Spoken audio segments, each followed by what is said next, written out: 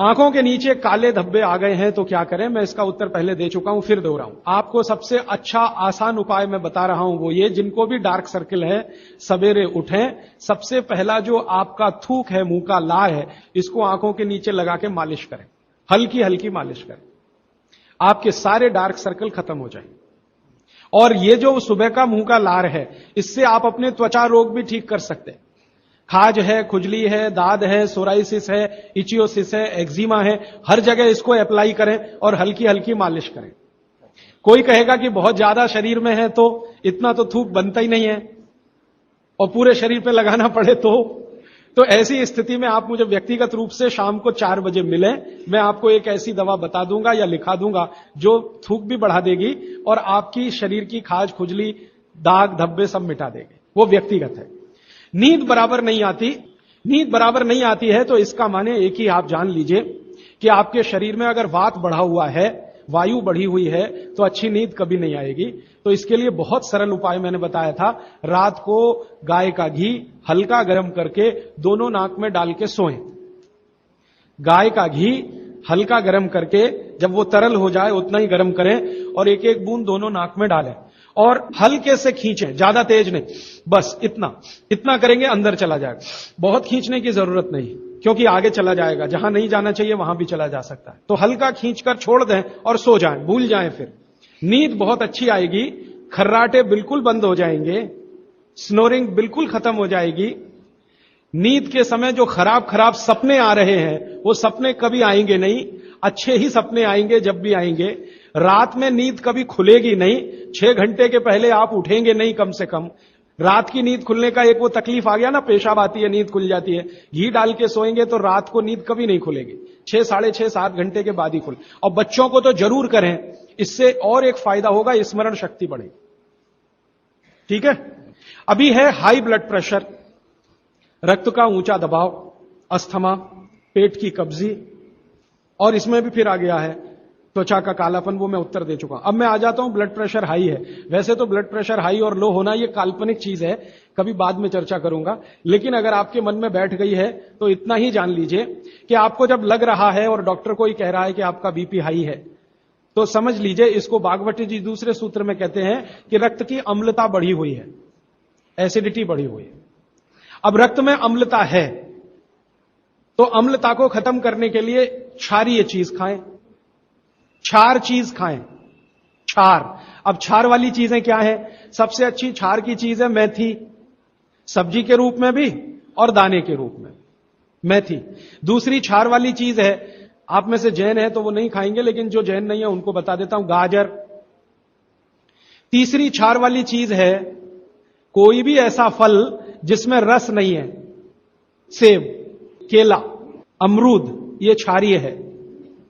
कोई भी ऐसे फल याद रहेगा आपको जिसमें रस नहीं है, ये सब क्षारीय है।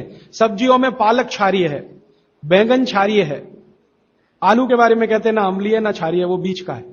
तो जो सब्जियां आपको क्षारीय हैं और जो मसाले माने औषधियां क्षारीय, इनका उपयोग करें तो अम्लता अपने आप कम होगी, तो ब्लड प्रेशर कम होगा, तो ट्राइग्लिसराइड कम होगा, मोटापा भी कम होगा, सब कुछ कम होगा आपका। तो हमेशा याद रखें। तो मेथी दाने का उपयोग मैंने बता दिया है, पानी में डाल के रात को छोड़ दें, सुबह उठकर दाना चबा के खाएं, पीछे से पानी पिए। गाजर का उपयोग बता दिया, कद्दूकस में घिसें, गाजर ले लें, वो कद्दूकस की गाजर को खा लें। और क्षारीय चीज मेथी की सब्जी रोज खाएं, पालक की सब्जी रोज खाएं। हरे पत्ते की कोई भी सब्जी क्षारीय होती है और फल जिसमें रस नहीं है वो सब क्षारीय होंगे, बस याद इतना ही रखें। तो आप अगर उपयोग करेंगे तो हाई ब्लड प्रेशर तो जाएगा ही, उसके साथ ब्लड कोलेस्ट्रॉल कम रहेगा, ट्राइग्लिसराइड कम रहेगा, मोटापा कम होगा, पेट आपका कम होगा और उसके अंत में हार्ट अटैक आएगा नहीं। ब्लॉकेज भी है तो निकल जाए। और एक क्षारीय चीज मैं भूल गया बताना, लौकी, दूधी। सब्जियों में सबसे ज्यादा क्षारीय कोई चीज है तो दूधी, माने लौकी ज्यादा खाएं, दूधी ज्यादा खाएं और उसका रस भी पिएं, कच्ची दूधी का तो और अच्छा है। जितने भी हाई बीपी के मरीज हैं उनके। अस्थमा भी जो एक बीमारी है ना, वो वायु के प्रकोप की बीमारी है। तो अस्थमा ज्यादा है तो इसके लिए जो मैं बहुत बार बोल चुका हूं, फिर बोल रहा हूं, दालचीनी, ये क्षारीय है, दालचीनी का उपयोग करें शहद के साथ। शहद क्षारीय है तो दालचीनी, शहद। शहद नहीं ले सकते तो गुड़।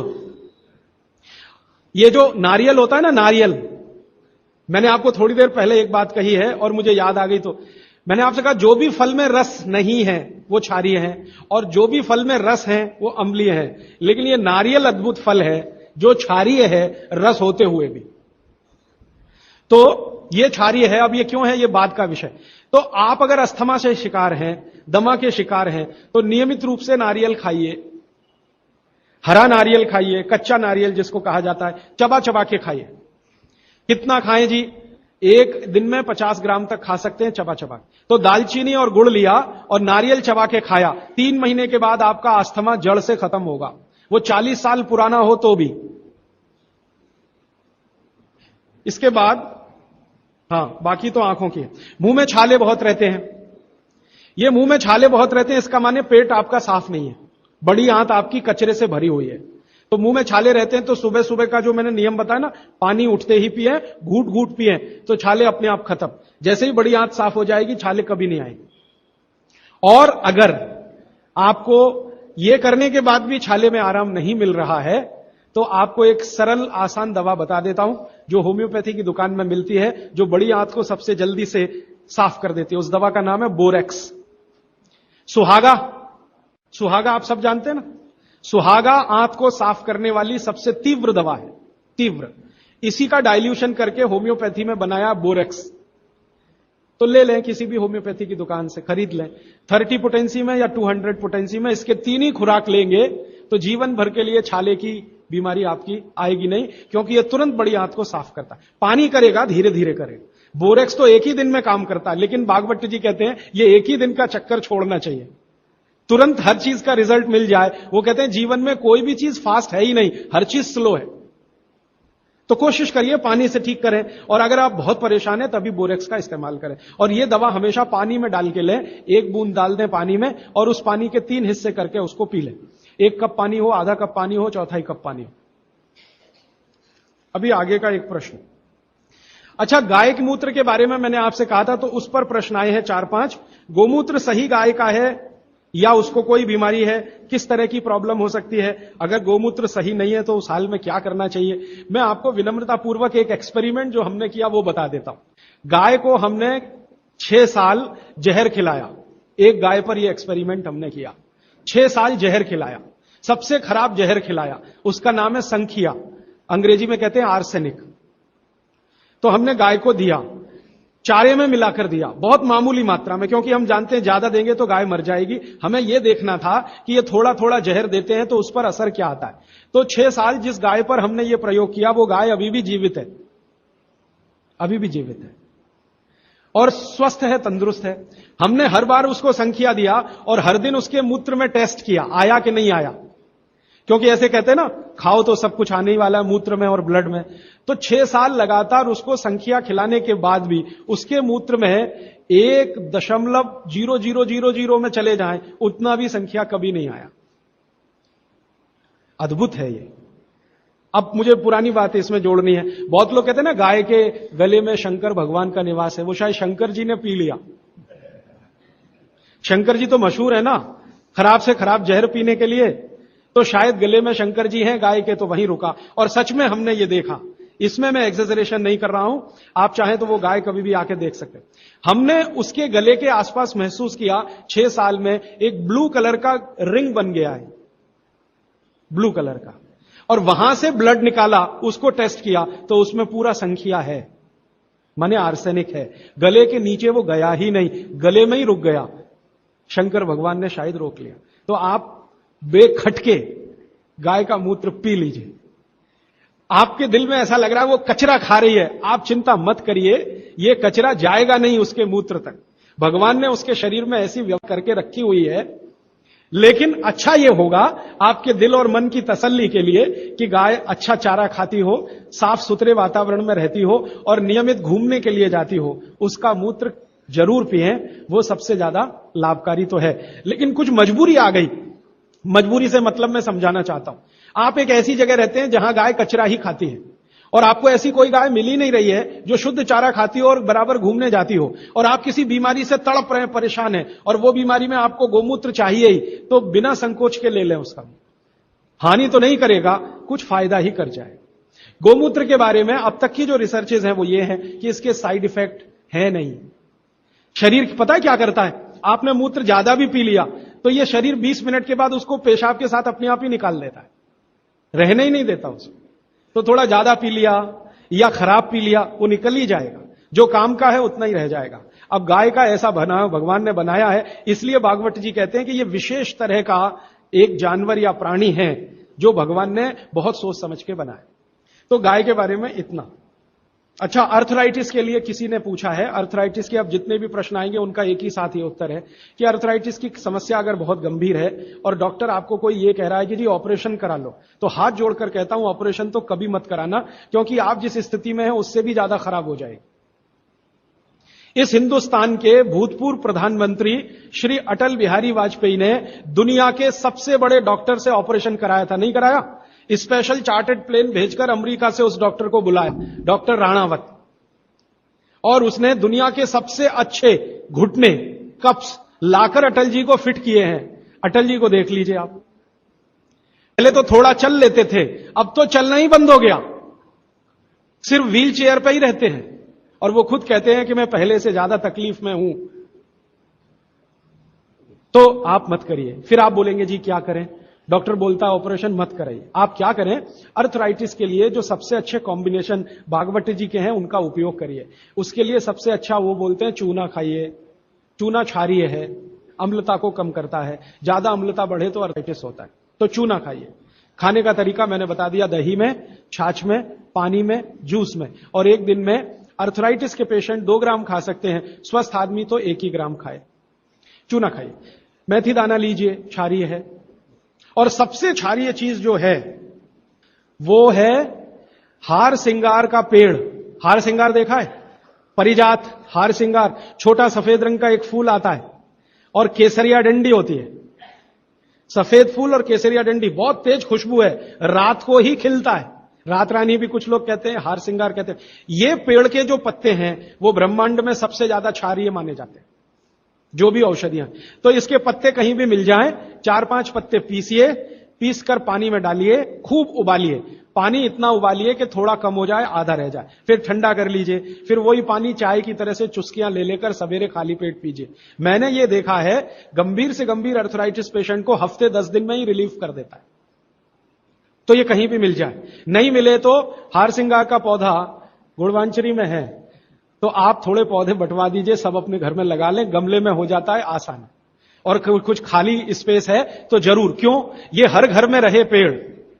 कारण क्या है कि आज अर्थराइटिस ही सबसे ज्यादा तकलीफ दे रहा है लोगों को। सुगंधी तो आएगी, नींद अच्छी देगा। जहां आपका बेडरूम है उसके पीछे जरूर लगा लीजिए, और उसका पत्ता आपको अर्थराइटिस से मुक्ति देगा। और दोनों तरह की अर्थराइटिस, रूमेटिड और ऑस्टियो, दोनों ही खत्म होती है इस हार सिंगार के पत्ते से। आइसक्रीम कब खा सकते हैं? कभी भी नहीं, कभी भी नहीं। और अगर आइसक्रीम खा ही रहे हैं, आप कहते हैं जी मन नहीं मानता, स्वाद है और मुंह को लग गया है, अब क्या, तो इसका एक उपाय बता देता हूं। आइसक्रीम खाइए और पीछे से गर्म पानी में घी मिला के पी लीजिए, तो जो कुछ भी तकलीफ वो करने वाली है उससे आप बच जाएंगे। ना खाएं तो सबसे अच्छा। दालचीनी सौंठ का काढ़ा ये लोग जरूर पिए, जिनको अस्थमा है, जिनको अर्थराइटिस है, माने वायु के रोग हैं, वो दालचीनी का काढ़ा जरूर पिए, गुड़ मिला के। मूंगफली और तिल जरूर खाएं। भगवान की दी हुई तिल दुनिया की सबसे अद्भुत वस्तु है। मैं तो आपको कहता हूं, जिंदगी भर मोटापे से बचना है, हार्ट अटैक से बचना है, आपको अर्थराइटिस से बचना है, तो रोज खाने के बाद तिल खाएं, चबा चबा के। काला तिल मिले तो बहुत अच्छा, नहीं तो सफेद ही खाएं। और आप जहां रहते हैं यहां के लिए तो बहुत ही अच्छा, मद्रास जैसे एरिया के लिए। एसिडिटी कम करने के लिए क्या करें? अम्लीय चीज ना खाएं, क्षारीय चीज ज्यादा खाएं, एसिडिटी कम होगी। और पानी घूट घूट पिए, 1-1.5 घंटे के बाद पिए, सुबह उठते ही पानी पिए, एसिडिटी सबसे पहले खत्म होगी। और आखिरी दवा जो सबसे प्रभावी है, जिनको भी एसिडिटी की बहुत तकलीफ है, खाने के बाद ये जो अजवाइन है ना, अजवाइन, इसको भूने तवे पे और थोड़ा काला नमक मिला के ले लें। मिश्री का सेवन बहुत अच्छा है, चीनी से बहुत अच्छा, लेकिन गुड़ से थोड़ा कम अच्छा। मिश्री चीनी की तुलना में तो बहुत अच्छी है और गुड़ से कुछ कम अच्छी है। तो चीनी छोड़ रहे हैं तो मिश्री पे चले जाइए, मिश्री छोड़कर गुड़ पे आ जाइए। हाँ, एक किसी ने सवाल पूछा है कि आप कौन सी जगह पे परमानेंट मिलते। मैं परमानेंट कहीं नहीं मिलता। लोग जो है ना मुझे कहते हैं कि राजीव दीक्षित रेल आश्रमी है, माने हर दिन ज्यादा से ज्यादा मैं रेल में मिलता हूं। तो परमानेंट मिलने के लिए एक केंद्र है, आपको उसका पता किताब में है, वो आप ले लीजिए। फोन नंबर, वहां आप कोई भी चिट्ठी भेजेंगे, मैं जहां भी रहता हूं मेरे पास आ जाती है। और ये करेंगे तो मैं हर जगह खोल खोल के मेरा मेल बॉक्स चेक करता रहता हूं। तो वो पता जो वर्धा सेवाग्राम का है, भारत पीठम 10 जोतवानी लेआउट, सेवाग्राम रोड, सेवाग्राम, जिला वर्धा, महाराष्ट्र, ये मेरा परमानेंट केंद्र है। वहां आप पत्र भेज सकते हैं, फोन भी कर सकते, वहां फोन कभी भी करें तो पता चल जाएगा मैं कहां हूं। और मेरा मोबाइल नंबर आप सबको मैं चाहूं तो लिखा देता हूं, 9422903599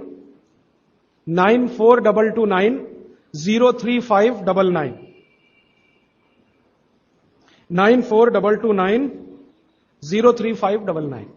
ये मेरा मोबाइल नंबर है। और ईमेल एड्रेस है rajivdixitaba@redixitaba@rediffmail.com। और प्रदीप भाई ये कभी भी आप इनको संपर्क करेंगे तो ये कहीं भी खोज के बताएंगे कि मैं कहां हूं।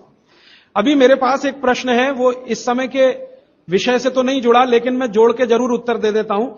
आजकल हमारे घरों में पेप्सी कोक से भी ज्यादा नूडल्स खाया जा रहा है। पेप्सी कोक कम हुआ है पिछले 2-3 साल में, अच्छा हुआ, नूडल्स खाया जा रहा है। तो नूडल्स के बारे में आपको एक जानकारी दे दूं कि सबसे खराब वस्तु अगर खाने की कोई हो सकती है, कचरे में कचरा, तो वो यही है नूडल्स। एक तो मैदे की है, ऊपर से सड़ा हुआ है। 6-7 दिन मैदे को सड़ा के रखा जाए तब नूडल्स तैयार होता है। और इस नूडल्स में टेस्ट लाने के लिए सुअर के मांस का रस मिलाया जाता है। बिना उसके नूडल्स बन ही नहीं सकता। जो मैगी है ना, मैगी या कोई भी नूडल्स, सुअर के मांस का रस, सड़ा हुआ मैदा, 6-6 दिन पुराना, उससे तैयार हुआ है। अब आप तय कर लो खाना है या नहीं खाना। एक प्रश्न है जिसका उत्तर दे नहीं सकता। किसी ने कहा आज की शिक्षा बहुत बेकार है, वैकल्पिक शिक्षा की बात बताइए। तो समय ज्यादा है, आप मुझे ईमेल करिए, मैं लंबा जवाब दूंगा। गाय का घी कान नाक में डालने के लिए मैंने बोला था, तो वो उत्तर दे चुका हूं, फिर रिपीट इसलिए कर रहा हूं कि गलती ना करें। घी को हल्का गर्म करना है, ज्यादा नहीं। गाय का घी नाक में डालने के लिए हमेशा हल्का गर्म करना है, ज्यादा नहीं। और एक ही बूंद एक नाक में, दूसरी बूंद दूसरी नाक। हां, एक बहुत अच्छा सवाल है, दैनिक जीवन में कौन सा नमक खाएं? सबसे अच्छा सेंधा नमक खाएं। और इसको याद ऐसे रखें, पत्थर वाला नमक खाएं। यह समुद्र के पानी का नमक कम से कम खाएं। पत्थर वाला नमक एक तो सेंधा नमक है, दूसरा नमक है जो काला नमक है, ये आप ज्यादा उपयोग करें। मेरा तो कहना है कि आज से ही घर में नमक तो तुरंत बदल दें, बदलते ही आपको असर दिखाई दे जाएगा। आपको जो तकलीफ है ना ब्लड प्रेशर की, अर्थराइटिस की, ये नमक बदलने से ही बहुत आराम दे देगी आप। तो सेंधा ही नमक। किसी ने कहा है कि गोमूत्र अर्क लेने में पहले दिन खराब लगा, 3 दिन खराब लगेगा, 3 दिन, चौथे दिन से अच्छा लगेगा। तो छोड़े नहीं उसको, एक दिन खराब लगा छोड़िए मत, दूसरे दिन भी लीजिए, तीसरे। गोमूत्र अर्क है ना तो 1 चम्मच से ज्यादा मत लीजिए, और गोमूत्र प्योर है तो आधा कप लीजिए। किसी को प्रश्न है कि दिन भर नींद आती रहती है, क्या करें? वैसे तो नींद आए तो अच्छा है, लेकिन दिन भर नींद आए तो अच्छा नहीं है, तो क्या करें? इसका मतलब यह है कि आपके शरीर में एक क्षार बहुत कम है, और यह वही क्षार है जो आपको सबसे ज्यादा मिलता है चूने से। जिनको दिन भर नींद आती है वो चूना खाएं, मट्ठे में मिला के, छाछ में मिला के। नारियल का तेल बालों में जरूर लगाएं। किसी ने पूछा है, लगाएं? जरूर लगाएं। नारियल का तेल आप खा भी सकते हैं, क्योंकि आप चेन्नई में रहते हैं। अगर आप पटना में रहेंगे तो नहीं खा सकते नारियल का तेल, चेन्नई में रहते हैं तो जरूर खा सकते। मालिश करना चाहें जरूर करें। डायबिटीज के लिए क्या करें? डायबिटीज का जो सबसे अच्छा उपाय मैंने बताया था, मेथी दाना और त्रिफला चूर्ण। त्रिफला चूर्ण माने हरदे, बहेड़ा, आंवला, 1-2-3 अनुपात वाला त्रिफला चूर्ण 1 चम्मच, मेथी दाना 1 चम्मच, दोनों मिलाकर गर्म पानी में रात को रख दें। सवेरे उठकर इस पानी को पी लें और उसमें जो कुछ है चबा के खा लें। 3-4 महीने नियमित करेंगे, ब्लड शुगर नॉर्मल आने की पूरी संभावना है। और नहीं आए 3-4 महीने में ब्लड शुगर नॉर्मल, तो एक मुझे ईमेल जरूर करें या फोन करें। शुगर खाना नहीं खाना, चीनी बिल्कुल बंद कर दीजिए, क्योंकि यही अकेली चीज है जो पचती नहीं आसानी से। बाकी चीनी छोड़कर कुछ भी खाइए। पथरी अगर है शरीर में, और थायराइड, थायराइड का सबसे अच्छा उपाय है धनिया पत्ता है ना, धनिया पत्ता, इसकी चटनी। धनिया पत्ते की चटनी बनाइए, पानी में मिला के पी जाइए, पानी गुनगुना रहे। कितनी चटनी? 1 चम्मच चटनी, उसमें कुछ डालिए मत, नमक मिर्ची कुछ मसाला नहीं, खाली धनिया पत्ते की चटनी। और जब तक धनिया मिल रहा है तो ये हरे पत्ते की चटनी, धनिया मिलना बंद हो जाए तो सूखा धनिया। ये धनिया जो है ना, थायराइड की सबसे अच्छी दवा मानी जाती है। पथरी, पथरी जिसको भी है वो चूना कभी ना खाएं, ये याद रखें। कहीं भी शरीर में पथरी है तो चूना कभी ना खाएं। तो फिर क्या खाएं? एक दवा है पत्थर तोड़ दवा, क्या बोलते हैं आप उसको? पाखंड भेद। शोभा कांत जी के यहां वो दवा है पाखंड भेद, कहीं भी मिल जाएगा। तो आप इसका काढ़ा बना के पिए। ये जो पाखंड वेद है ना, इसका काढ़ा पानी में डाल के उबाल के, और ये दवा आसानी से होम्योपैथी में उपलब्ध है। और इसी दवा का होम्योपैथिक नाम है बर्बेरिस, बर्बेरिस वल्गेरिस। पाखंड वेद का बोटेनिकल नाम है बर्बेरिस वल्गेरिस। ये किसी भी होम्योपैथी की दुकान में मिलेगा। वो पूछेगा कैसे दूं, तो कहना मदर टिंचर में दो। ये कोई भी घर में रखिए आप, बिल्कुल निसंकोच इस्तेमाल करते हैं, साइड इफेक्ट कुछ नहीं है इस दवा का। बर्बेरिस वल्गेरिस मदर टिंचर ऐसा बोलिए तो ये हल्के गुलाबी रंग की होगी, डार्क कलर की भी हो सकती है। इसकी 10-10 बूंदें 1/4 कप पानी में डालकर दिन में 3-4 बार पिलाएं। 1 महीने 1.25 महीने में सारी पथरी टूटकर निकल जाएगी। और नहीं तो पाखंड वेद जो दवा मिले आयुर्वेद की, उसका काढ़ा बना के 15-20 दिन ले लें। काढ़ा जल्दी तोड़ता है पत्थर को, बर्बेरिस को समय ज्यादा लगता है। पानी में चूना मिला के पी सकते हैं, जरूर पीजिए, पथरी वाले नहीं। दांतों का दर्द, दांतों के दर्द की सबसे अच्छी दवा है लौंग। लौंग इस्तेमाल करिए, लौंग का तेल इस्तेमाल करिए। और दांतों में दर्द हो ही नहीं तो थोड़ा थोड़ा चूना खाते रहिए। और दांतों में दर्द हो ही नहीं तो दातुन करते रहिए, दंत मंजन करते रहिए, पेस्ट बंद कर दीजिए। हां, अभी एक जरूरी प्रश्न आया, शराब और गुटखा छोड़ने के लिए क्या करें? जरूर आप इसको ध्यान से नोट कर लीजिए, ये बहुत लोगों के काम। शराब, गुटखा, तंबाकू, सिगरेट और बीड़ी, ये 5 बुराइयां व्यसन के रूप में हमारे घरों में आई हैं और देश का सर्वनाश किया है। इनके बचने के लिए बहुत अच्छा है, संकल्प शक्ति से बचें तो अच्छा है। भागवत जी कहते हैं किसी भी व्यसन से बाहर आना हो तो संकल्प शक्ति के साथ आइए तो अच्छा है। नहीं है संकल्प शक्ति तो दवा का उपयोग करिए। तो क्या दवाएं हैं आपके पास? सबसे अच्छी दवा है शुद्ध गाय का मूत्र, अर्क नहीं, शुद्ध गाय का मूत्र। दूसरी दवा आपके घर में है अदरक या सौंठ। जिनको शराब से छुड़ाना है, बाहर निकालना है, उनको एक और सौंठ ज्यादा खिलवाइए, रस पिलवाइए अदरक का, सौंठ का काढ़ा बना के दीजिए, गुड़ मिला के दे सकते हैं सौंठ का काढ़ा बना के। और गोमूत्र पीने को बोलिए। नियमित रूप से अगर आधा कप भी गोमूत्र पिया तो 1.25 महीने में शराब छूट जाती है। शराब जो पीते हैं, बीड़ी सिगरेट जो पीते हैं, उनके शरीर में एक केमिकल बढ़ जाता है, उसका नाम है सल्फर। और सल्फर को कम करने के लिए सल्फर ही चाहिए। आयुर्वेद में कहा है ना कि विष को विष मारता है, तो सल्फर बढ़ता है। तो सल्फर कम करने के लिए बाहर से सल्फर चाहिए, और बाहर का सबसे अच्छा सल्फर गोमूत्र में है। सर्दी जुकाम, सर्दी जुकाम ज्यादा है, बार बार है, सबसे अच्छी दवा है। आप अगर बच्चों के लिए ले रहे हैं तो कफ दूर करना है उनका, कफ नाशक सबसे अच्छी दवा मैंने पहले दिन बताई थी, शहद है। दूसरी शहद नहीं लेते तो गुड़ है, तो बच्चों को गुड़ दीजिए ज्यादा। एक उनको चूना भी दे सकते हैं, चूना कफ का भी नाश करता है, वात का तो करता ही है, कफ का भी करता है, तो चूना दे सकते हैं। गाय का घी नाक में डाल सकते हैं। हल्दी जबरदस्त कफ नाशक है, तो दूध में हल्दी मिलाकर दीजिए। और दूध हल्दी थोड़ा घी मिलाएं तो और भी अच्छा कॉम्बिनेशन है। तो जिनको सर्दी जुकाम बार बार होते हैं उसके लिए। पित्त बढ़ा है तो क्या करें? देशी गाय का घी खाइए। देशी गाय का घी गरम गरम पानी में डालकर पिए तो सब पित्त को शांत करेगा। और दूसरी चीज मैंने पहले बता दी है, अजवाइन और काला नमक, ये भी पित्त बढ़े तो शांत करेगा उसको। एक मेरे पास डिफिकल्ट केस है, ये मुझे व्यक्तिगत रूप से मिले। कोई एक महिला है, उसकी लंबाई लगातार बढ़ रही है। ये मुझे शाम को मिले 4 बजे। बाल उड़ गए तो क्या करें, बाल कम हो गए तो क्या करें, बाल झड़ रहे हैं तो क्या करें? तीनों में एक उपाय है। दही को तांबे के बर्तन में रखें, 5-6 दिन खूब खट्टा हो जाए, हरा हरा हो जाए तो इसको बालों में मालिश करें। 1 घंटे के बाद बालों को शीकाकाई से धोएं। हफ्ते में 1 दिन जरूर करें। त्रिफला शहद और गुड़ के साथ, सबसे अच्छा है गुड़ के साथ, सुबह खाएं, और दूसरा चाहें तो शहद के साथ भी खाएं।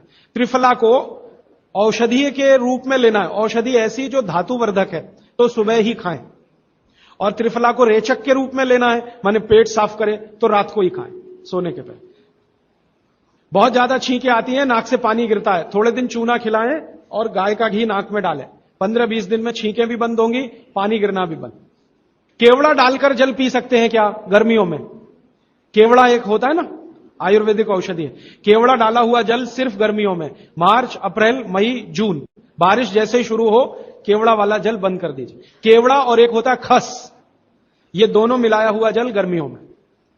अर्जुन की छाल लेने का समय सवेरे का, काढ़ा बनाकर दूध में नहीं तो पानी में, शक्कर नहीं मिलाएं उसमें, गुड़ मिलाएं, अर्जुन की छाल।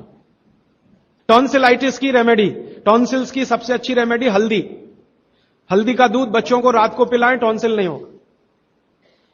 पिपरमेंट के बारे में किसी ने पूछा है, आप शाम को 4 बजे मिले, मैं थोड़ा विस्तार से बता दूं।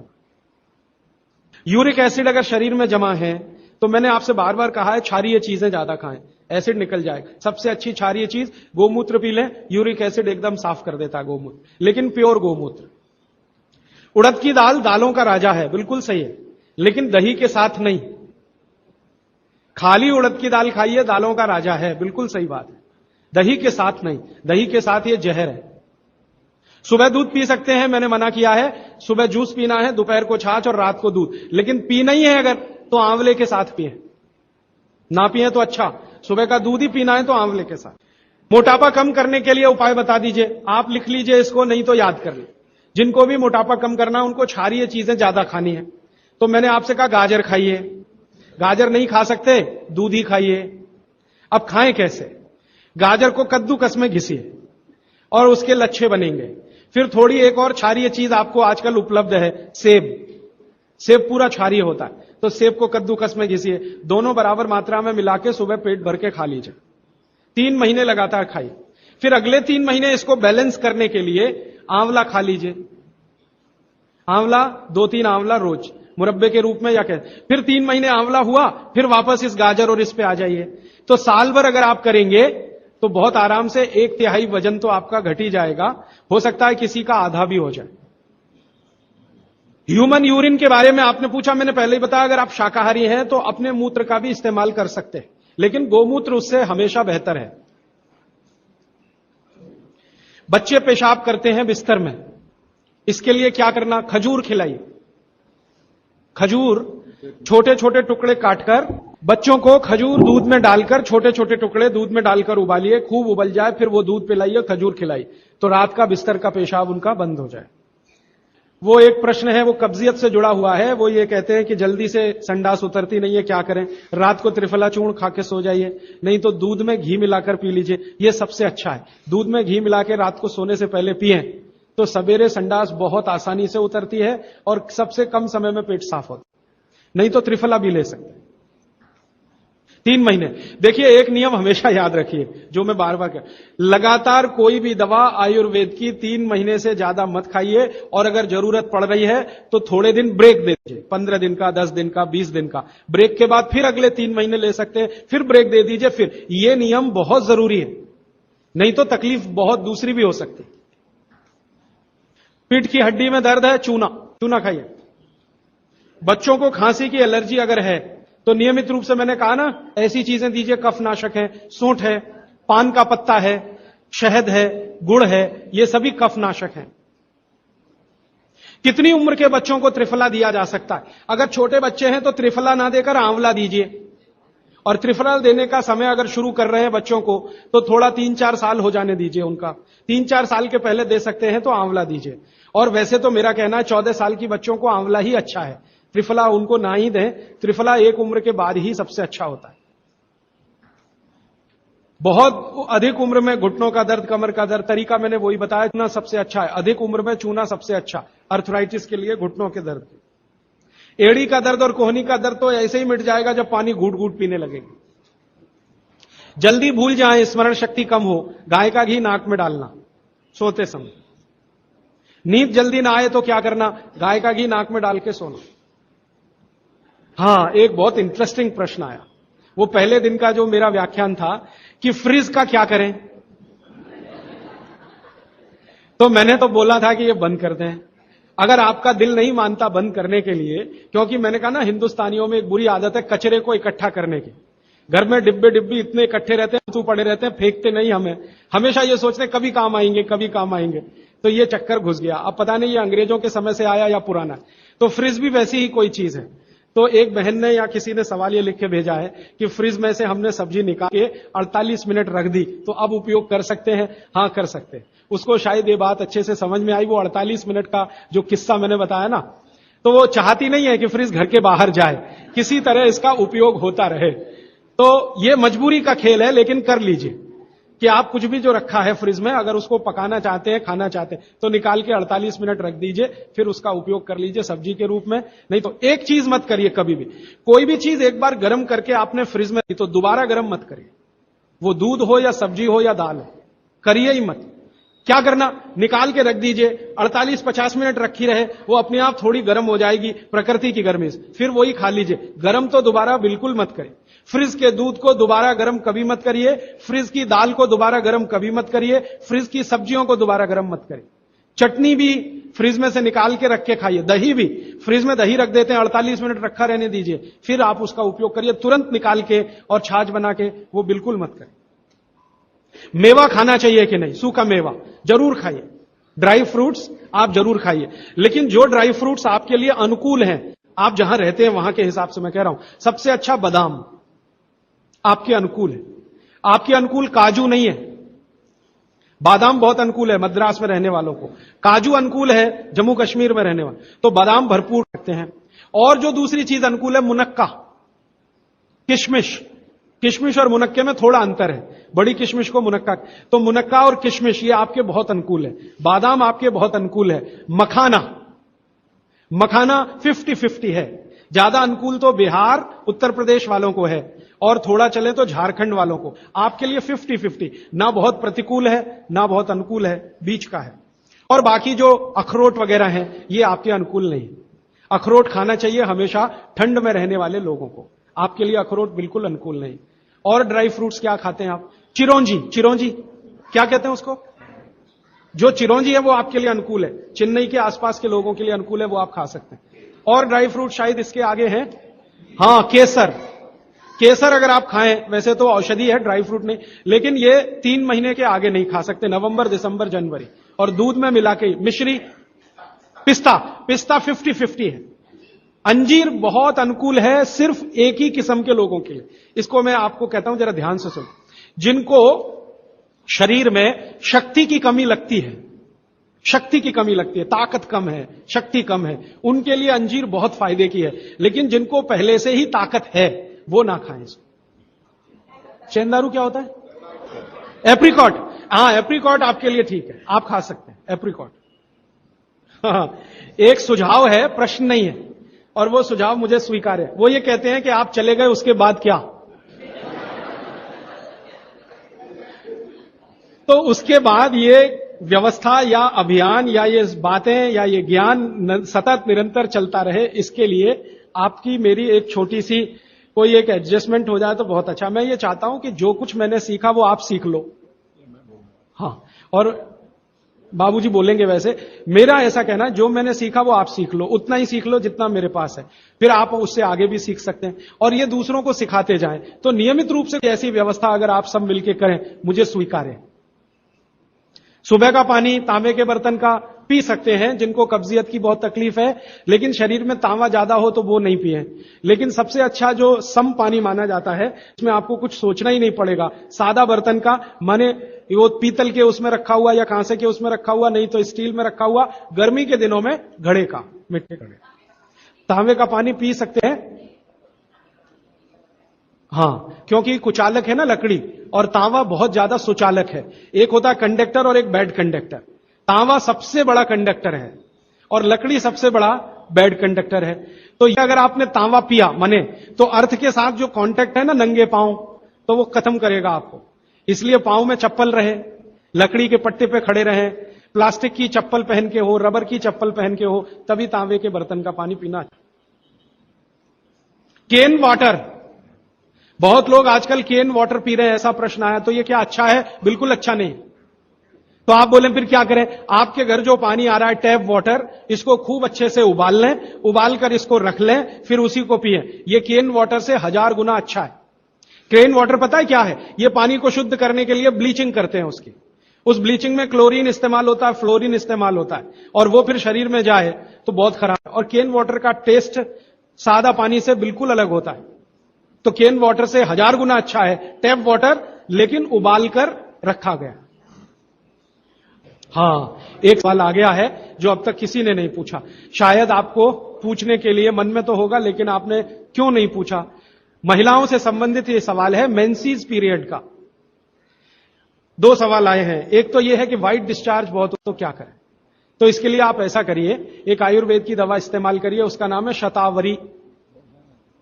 शतावरी कहीं भी मिलती है आयुर्वेद की दुकान। शतावरी चूर्ण के रूप में ले लीजिए। इस शतावरी चूर्ण को दूध में मिला लीजिए और रात को जरूर पीजिए। दूध हल्का गर्म रहे, और शतावरी डाल के दूध उबाल भी सकते हैं, फटता नहीं। शतावरी, जिनको भी व्हाइट डिस्चार्ज की समस्या है, शतावरी। और दूसरी कि जब भी मेंसेस पीरियड आता है बहुत दर्द होता है, तकलीफ होती है, इचिंग बहुत होती है, तरह तरह की खुजलियां होती है शरीर में, गुस्सा बहुत आता है, चिड़चिड़ापन वगैरह वगैरह। तो आपका जब भी मेंसेस पीरियड होता है तो आपके शरीर में वायु बहुत बढ़ी हुई है, पित्त भी थोड़ा बढ़ा हुआ रहता है। इसका बहुत आसान उपाय मैं बता देता हूं, भागवत जी का है, मेरा नहीं। वो ये कहते हैं कि मेंसेस पीरियड में सब कुछ ठीक रहे, समय से आए समय से जाए, ज्यादा रक्त ना निकले और कम भी ना हो, इस सब चीज ठीक रखने के लिए गरम गरम पानी में, जो इतना गरम हो जैसे चाय होती है, घी मिला के पिए। गरम गरम पानी में, खूब गरम पानी में, गाय का घी आपके घर है तो बहुत अच्छा, नहीं तो कोई भैंस का भी चलेगा, 1 चम्मच मिलाएं, आधा गिलास खूब गर्म पानी खौलता हुआ घी मिला दें, थोड़ा पीने लायक हो जाए उतनी देर रखें, फिर उसको चुस्कियां ले लेकर पिएं। अगर आपका मासिक 5 दिन चलता है, 4 दिन चलता, 3 दिन, दिन से मतलब नहीं, जितने दिन चलता उतने दिन। कितनी बार पी सकते हैं? दिन में 2 या 3 बार पी सकते हैं। तो अगर आपने ये शुरू किया तो सब कुछ आपका नॉर्मल हो जाएगा, सब कुछ। मेनोरेजिया है तो ठीक होगा, मेट्रोरेजिया तो ठीक होगा, सब ठीक हो जाएगा। मैं ज्यादा नहीं कहना चाहता, आप सब समझदार हैं। हर चीज आपकी दुरुस्त और तंदुरुस्त रहेगी। डिस्चार्ज व्हाइट है तो शतावरी लेना है, और पानी में घी मिला के किसी भी दूसरी प्रॉब्लम के लिए, मेंस पीरियड, ये घी पानी मेंसेस पीरियड में ही पिए। इसको ध्यान से सुने। मेवा से वेट बढ़ता है, काजू को छोड़कर किसी भी मेवा से वेट नहीं बढ़ता। काजू ही है जो वजन बढ़ाता है, बाकी कोई भी सूखा मेवा वजन नहीं बढ़ाता। मुंह से बदबू आती है तो समझ लो पेट साफ नहीं है, तो रात को त्रिफला खा के सो, नहीं तो दूध और घी मिला के पियो, सुबह उठते ही पानी पी लो, मुंह की बदबू बंद। हाथ पैर सुन्न हो जाते, मतलब चूना खाते रहिए। हां, अब ये एक सवाल ऐसा है कि चूने से जीभ फट जाती है, तो आप चूना अगर सीधे जीभ पे खाएंगे तो फटेगी, पानी में डालकर खाएंगे कभी जीभ नहीं फटेगी, दही में डालकर खाएंगे नहीं फटेगी, मट्ठे में पिएंगे तो नहीं फटेगी, जीभ पर चाटेंगे चूना तो जरूर जीभ फटेगी। टीबी पेशेंट है, ट्यूबरकुलोसिस, तो आप जरूर उनको गोमूत्र पिलाइए। अगर खाली गोमूत्र, शुद्ध गोमूत्र, अर्क नहीं, खाली गोमूत्र आपने पिला दिया तो 3 से 4 महीने में टीबी जड़ से ठीक होती है। दही में, या तो छाछ में, या तो पानी में, नहीं तो पान में। चूना ये पान में जो खाते हैं वही।